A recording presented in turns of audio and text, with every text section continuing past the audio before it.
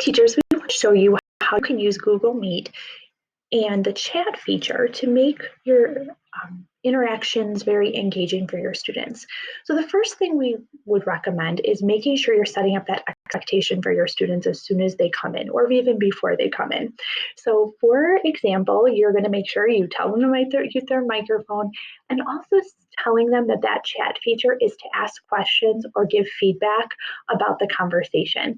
Just by letting them know that that is not a place to say hello, that is not a place to share a little emoji or something. It's a place for discussion. It is a very valuable tool when your students are using it properly. And also just kind of making sure that the students know that even if they're typing something, they need to jump back into the conversation. So for example, I'm going to show you here what we have for Meet. So when I'm presenting my work to my students, I'm going to start right away with the first thing they're going to see is that screen with the expectations for this meeting. As they're coming in, they're kind of seeing that right away. I'm presenting it immediately for them to look at. On the side, as I'm teaching, I'm going to continue to keep my discussion here. Maybe as the students are walking in, I'm going to ask them a question. And this is wonderful because it might be nice too for them to say, instead of having to take a ton of time and just saying, how are you feeling right now?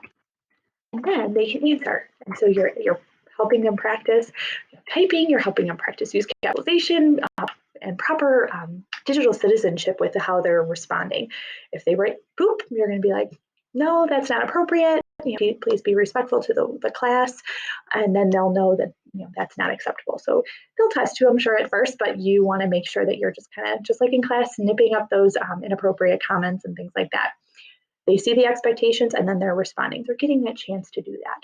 And then maybe even as you're working along, you're going to say, what was your favorite part of the book? And this is their opportunity for them to share.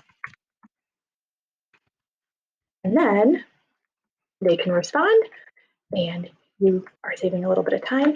And maybe you're even going to look through those comments and say, oh, Lexi, I see you had a really interesting comment. Can you tell the class more about that?